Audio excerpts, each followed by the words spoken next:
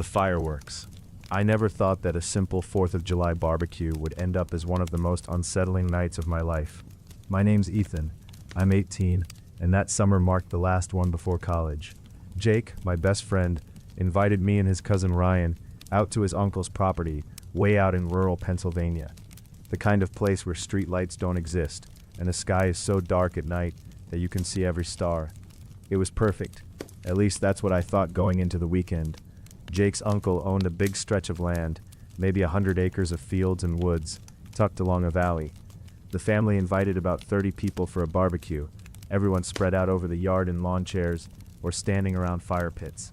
It was early evening, around 8 p.m. when I arrived, and the air held that familiar smell of summer, grass, smoke, and the faint scent of fireworks stacked on tables. Kids were running about, sparklers tucked safely inside plastic cups of water after their turn, and adults talked quietly in small groups. Jake and I had grown up together, and Ryan had been visiting from out of state. Ryan was younger, just 17, and a little quieter, but the three of us always got along well. As darkness settled around 9:30, the buzz among adults grew a little louder, anticipation for the fireworks show building. Everyone was used to watching a local organized display in the valley below, visible across fields of corn and old barns. "You guys want to check the spot where we get a better view?" Jake asked me just as the sky had turned that deep indigo right before midnight. Ryan hesitated but nodded. We grabbed flashlights and started down a dirt path along the tree line at the edge of the property. The woods were thick, full of towering maples and oaks, tangled in silence except for the occasional crack of a twig underfoot. We reached a clearing on a slight ridge about 500 yards in.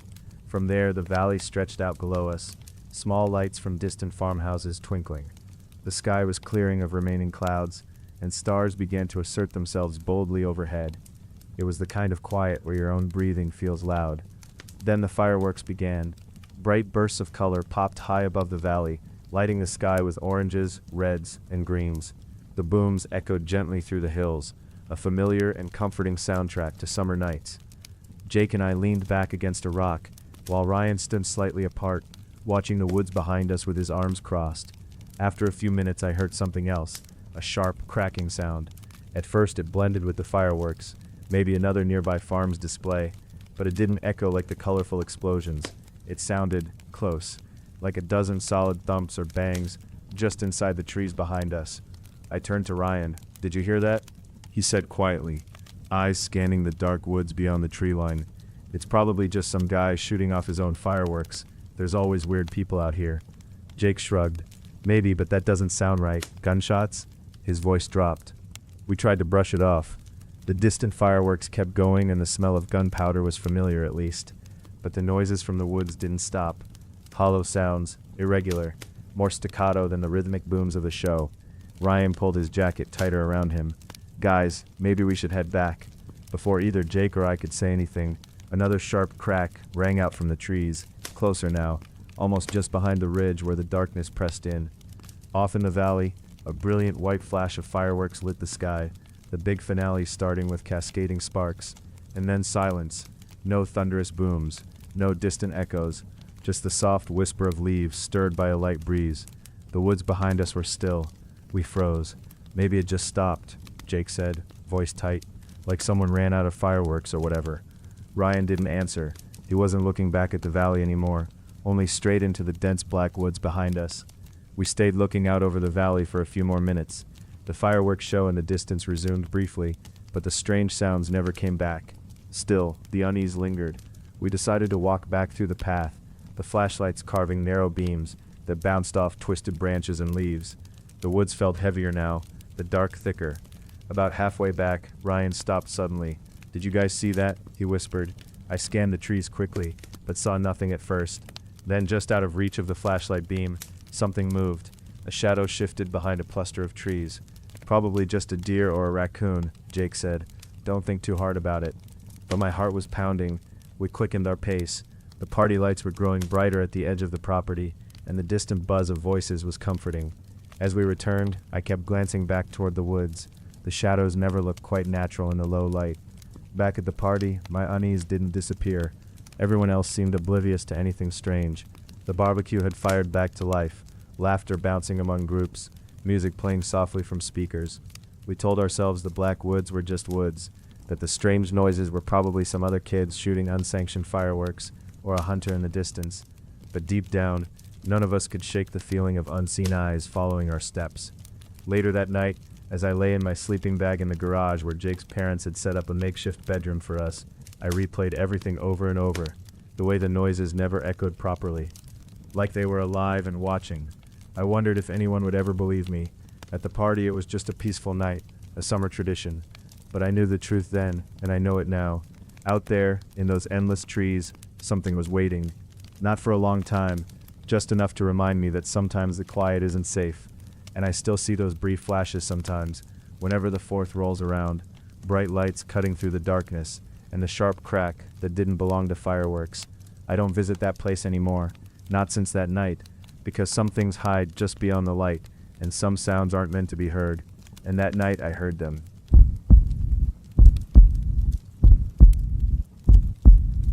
The man behind the parade route. The summer after my freshman year of college, I returned to my hometown to work and save up some money before the fall semester started again. It was a small town. In fact, one of those places where everyone seems to know everyone, and where traditions run deep. The kind of place where the 4th of July wasn't just a holiday, it was an event you'd plan for weeks in advance. Everyone showed up for the parade that morning, the food stands that opened right after, and then the fireworks out on the edge of town. My name's Alex, by the way. I was 19 at the time. That summer, like most others, I landed a job at the local grocery store. It wasn't glamorous, but it was steady work, and I'd pack up enough hours to cover rent and some spending money. The parade was always a highlight, or at least something to look forward to during those slow summer days. I remember that particular 4th clearly. The sky was clear, and the air smelled like freshly cut grass mixed with barbecue from someone's yard. I had the morning off, so I headed downtown by 9 a.m. The parade was supposed to start at 10:30. The streets were already filling with families sprawled on folding chairs, kids clutching brightly colored flags or bubble wands. Adults chatted about the weather, upcoming weddings, or just caught up on who had moved away and who was back for the summer. I found a spot along the main street, near the public library, right across from the park where the food stands would set up afterward. The mood was calm, typical small-town excitement. It's funny how those kinds of events can feel both comforting and familiar, but hold a kind of quiet tension underneath. Like you're waiting for something to happen, but you don't know what. The parade started pretty much on time. First came the fire trucks, shiny and polished, flashing their lights, but leaving the sirens off. Behind them, the local high school marching band played a cheerful, if a little offbeat version of Stars and Stripes Forever. There were classic cars and antique tractors, and then groups like the Boy Scouts and a few dance studios did their routines on the street. I was watching all this, mostly relaxing. I waved to a few of my old teachers I spotted in the crowd, and then my eyes landed on a man who stood quite a bit apart from everyone else. He wasn't with any of the parade groups, or vendors. He stood on the edge of the street, somewhere near where the parade's route ended, but he wasn't watching the parade like the rest of us. Instead, he was standing still, almost motionless, looking toward the crowd. What struck me first was how out of place he looked, not just because he was alone or standing so still, but because he was wearing this heavy, dark jacket, even though it was hot that day. His hair was dark and messy, and his face was sort of gaunt. Nothing really unusual for a stranger passing through, except something about the way he seemed to be scanning the crowd, locking his gaze on different people for longer than felt natural. At first, I thought maybe he was a security guy or some kind of official I hadn't met, but no one else seemed to notice or care about him. Moms with kids, old couples holding hands, teenagers slouching beside their bikes, all focused on the floats or eating ice cream. I turned away to watch the last few parade entries, then glanced back at the man. He was still standing there, his head slightly tilted, almost like he was studying the route itself, the part where the parade would end, where the trucks would turn around. After the parade ended, people started moving toward the park for the food stands. I stayed where I was for a few minutes, just enjoying the hum of voices and footsteps mingling with the soft breeze. That's when I noticed the man had moved too. Not far, maybe 5 or 6 steps down the sidewalk, but enough to keep me glancing over every now and then. I don't know why it caught my attention as much as it did. Maybe because I was between youth and adulthood, a little more aware of how strange things can be without anyone pointing them out. Maybe because the man's whole presence felt like a dark shadow in a bright sunny day. I shrugged it off and eventually joined the crowd heading into the park. The booths were set up on the grassy field, offering hot dogs, funnel cakes, lemonade, and everything you'd expect.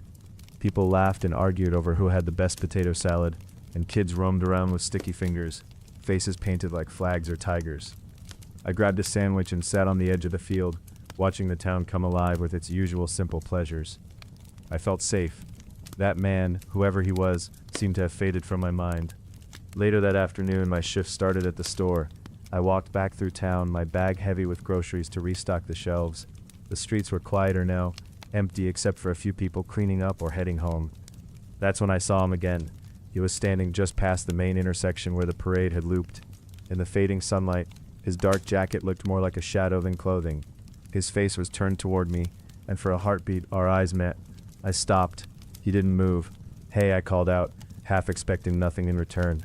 He blinked once and then took a slow step toward me.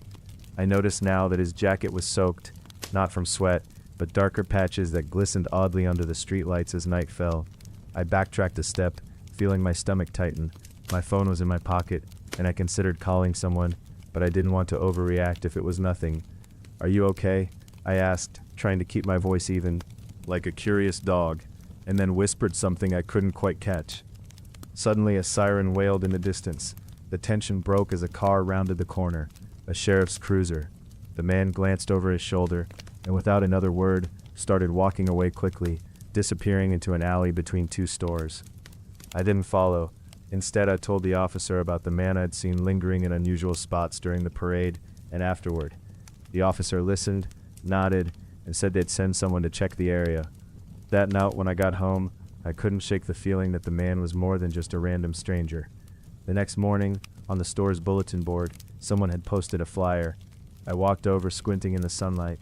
It was a missing persons report.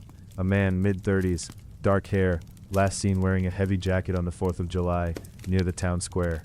Suddenly everything clicked. The man I'd seen wasn't just odd, he was possibly in trouble or dangerous. Weeks later, the police found someone living under the bridge at the outskirts of town matching the description. When they took the man in for questioning, he had no identification and didn't speak much. It turned out he'd been drifting through towns, avoiding detection. Afterward, things in town settled back to normal, but I never forgot the way he stood along the parade route, the way he watched, almost like he was wearing the weight of every lost person in the world on his shoulders. Every 4th of July since, I watched the parade with a little more caution, glancing over my shoulder for the man behind the route. Maybe he was searching for a place to belong, or maybe he was something darker. I'll never know for sure, but I do know this. Sometimes the quiet moments between the floats are where the real stories hide. And maybe, just maybe, some people never really leave the parade route at all.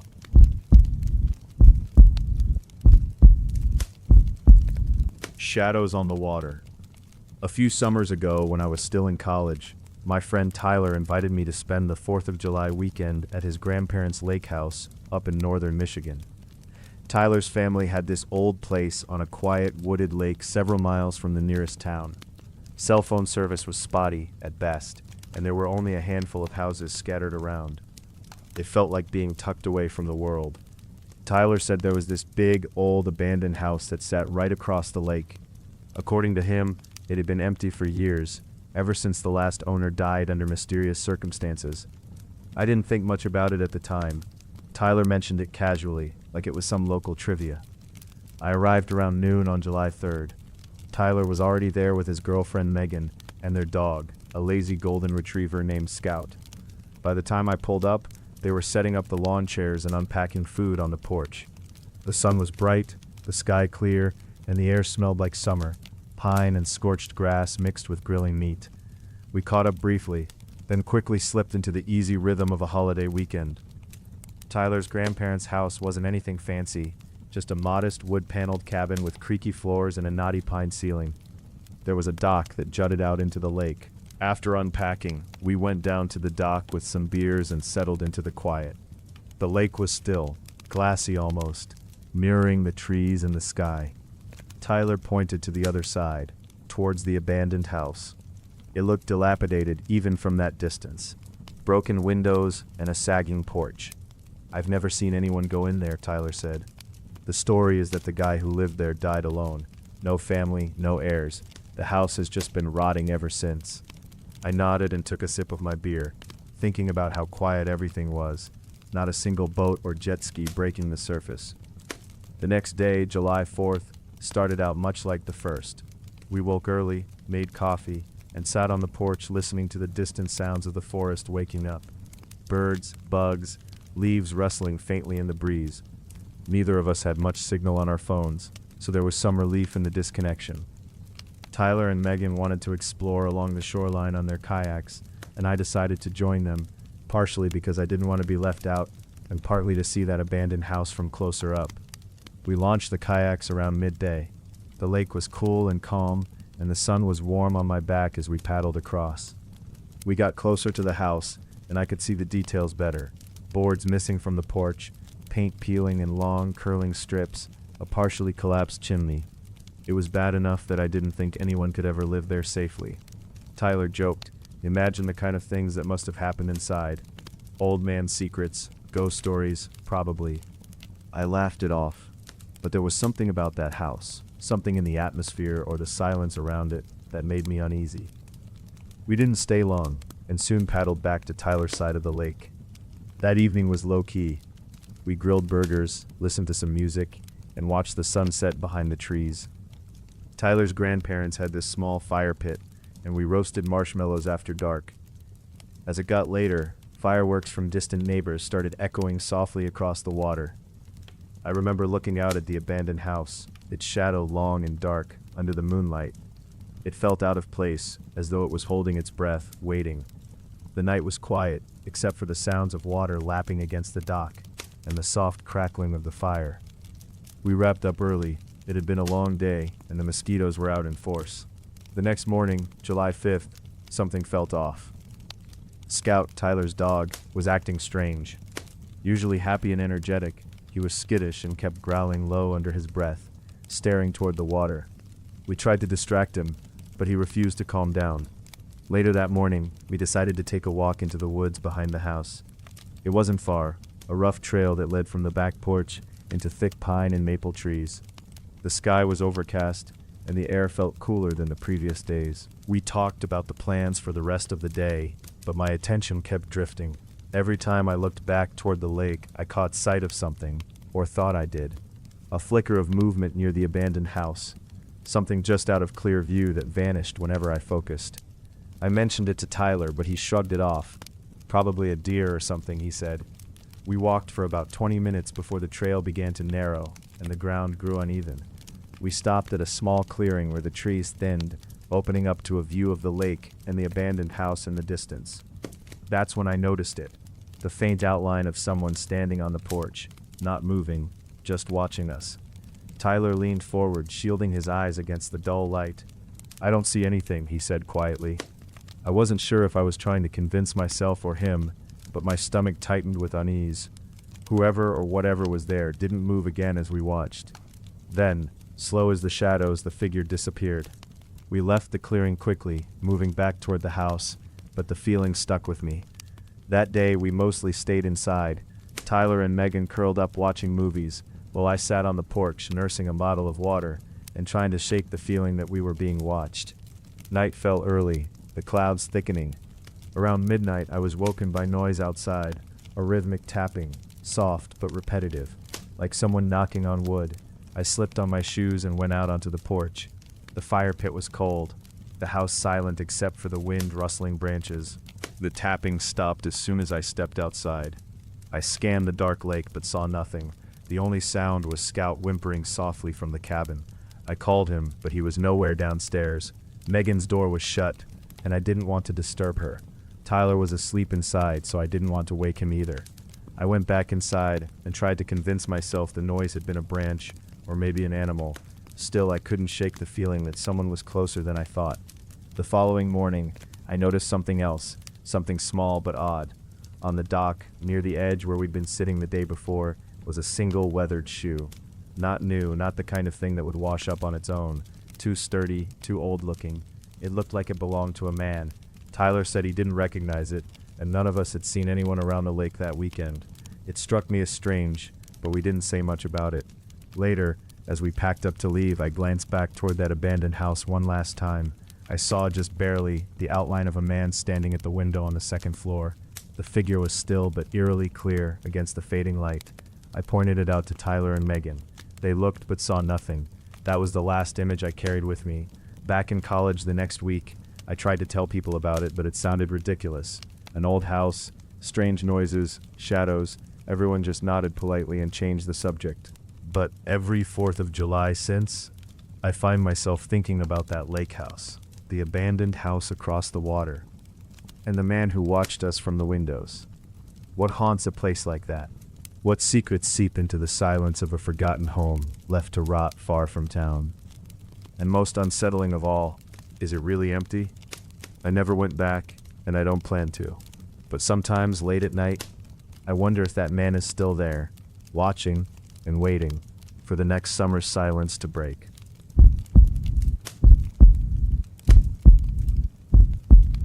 The man from the party. I don't get scared easily. Growing up in Newark, New Jersey, you learn pretty fast that life doesn't stop just because it's late or a little loud outside. It's summer, especially around the 4th of July.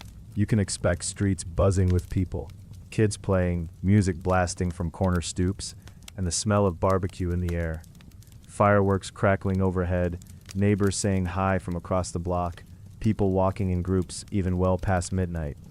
I always found comfort in that. The noise, the crowds, made me feel safe, like the whole city was watching out for each other. I was 19 then and had just finished my first year at college. That 4th of July, one of my friends from high school, Jenna, invited me to a party she was going to at a house in the Ironbound district. It wasn't some big fancy event, more like a backyard gathering with a dozen or so people. I figured it'd be chill. Good music, some food, friends hanging out, fireworks maybe later. I said yes pretty quickly. I was used to parties like that. People usually arrived right after dinner, so you could catch the sunset and then the fireworks once it got dark. Jenna's directions were clear. I took the bus, walked a few blocks down, and found the house easily. It was one of those old brick buildings with a fenced backyard, string lights hung above, and a small fire pit in the corner. When I got there, most folks were already there, sitting in groups or standing around talking. At first, everything felt normal. I waved to Jenna, grabbed a Coke from the cooler, and made my way over to some people I knew. The music was mellow, mostly classic rock and some indie stuff we all liked. People laughed, passed around food, and the night air was warm, but not heavy. As the hours rolled by, more neighbors showed up. Some to join the party, some just to watch the fireworks from the sidewalk near the house. Then at some point, I noticed him, the man from the party. He wasn't with the main group, that's for sure. He kind of just appeared, standing awkwardly near the sidewalk by the closed front gate. Medium height, in his late 30s maybe, wearing a plain white button-down shirt and dark jeans, nothing too flashy. He didn't introduce himself or say much, just smiled faintly when people glanced his way. No one I knew seemed to acknowledge him directly. I remember feeling a little uneasy, but I brushed it off. Sometimes people just show up uninvited, or they tag along with friends we don't know well. I figured he was maybe Jenna's friend, or someone her older brother invited, and just didn't know anyone yet. A few minutes later, I noticed he was walking slowly around the block alone. No one saw him leave, and I mentioned it lightly to Jenna. "Yeah, he's weird," she said, laughing nervously. "Weird guys always show up on holidays. You get used to it." I wasn't sure what to make of that. Jenna had this easy way of downplaying things, like nothing bad ever really happened around her. But I could still feel that small knot of discomfort in my chest. Later, as the fireworks started, the neighborhood filled with cheers and whistles. Everyone gathered in the backyard or stepped onto the street to watch the bursts of color overhead. I stayed a bit apart from the crowd, scrolling through my phone while watching the display. Suddenly, out of the corner of my eye, I saw him again. The same man, but this time standing close behind a fence near the side of the backyard. His posture was still relaxed, but something about the way he was looking at the party, at me, felt different, more focused. He wasn't watching the fireworks or the neighbors, he was watching me. I blinked and looked again, but when I turned fully to see, he was gone. I tried not to let it bother me, but even after the fireworks ended, I kept catching glimpses of him around the block, usually lurking just on the edge of the crowd. He never spoke beyond a few mumbled greetings to people standing near him, never asked to join a conversation, just watched. By midnight, some people decided to head home. Jenna and I were among the last to leave. As we were saying goodbye to a group near the front, I spotted the man one last time, standing near the gate, hands in his pockets, watching the sidewalk. It was then I saw something that made my stomach turn. He pulled out a phone, and for a second, his eyes locked. I wasn't sure if he was taking a picture or video, but the way his thumbs moved quickly over the screen made me feel incredibly violated. Did you see that guy? He's been acting odd all night, and just now I think he was filming me. Jenna frowned, glancing toward him. We're leaving now, I said, determination creeping into my voice. She nodded and we started walking toward the bus stop together. On the way, I kept looking back.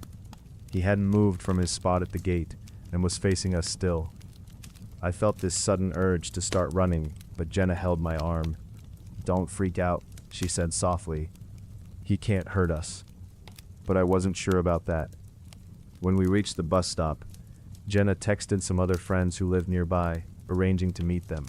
I was on edge, eyes scanning the street and alleys, wondering if he was somewhere close. My heart felt heavy and slow, like I was waiting for something bad but couldn't tell what.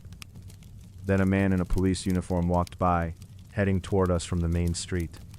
I don't know what made me do it, but I approached him and told him everything. The weird guy lingering at the party, the feeling of being watched, the phone incident. He listened carefully, asking questions like when we first noticed the guy, how he was acting, if we knew him. I gave descriptions as best as I could. The officer nodded and said, "You did the right thing letting us know. We've had some reports about someone matching that description, creeping around in the neighborhood, over the past week." Within a few moments, more officers rolled up in a squad car and started canvassing the block. They moved quickly and with purpose, checking doorways, alleys, and corners where someone might hide. About 20 minutes later, one of the officers came back with him, the man from the party. His shirt was wrinkled, and his expression was blank, like he was trying not to react. They arrested him for stalking, unlawful surveillance, and trespassing. Turns out, he had been lurking in different neighborhoods, targeting homes where he could watch and record people without their knowledge. He didn't say much during his arrest, just stared ahead with cold eyes. After the police left with him, Jenna and I walked home together, quieter now. The city still buzzed around us, but the night felt different, less open, less safe. In the days that followed, I kept thinking about how something so simple, a neighborhood party, a holiday, could turn into this strange, unsettling nightmare. I realized that even in a place you grew up, in a city bustling with life and noise, there are still shadows hiding just out of sight. That experience changed me. I'm still the same Abby from Newark, but I'm more careful now, more aware of my surroundings and the people around me. I don't take the comfort of a crowd or the noise for granted anymore, because sometimes the scariest moments come not from the monsters you imagine, but the quiet ones standing just outside the circle of light, watching. And that 4th of July, it didn't ruin the holiday for me, but it definitely taught me that not everyone at the party is there to celebrate. Some are just waiting for you to let your guard down.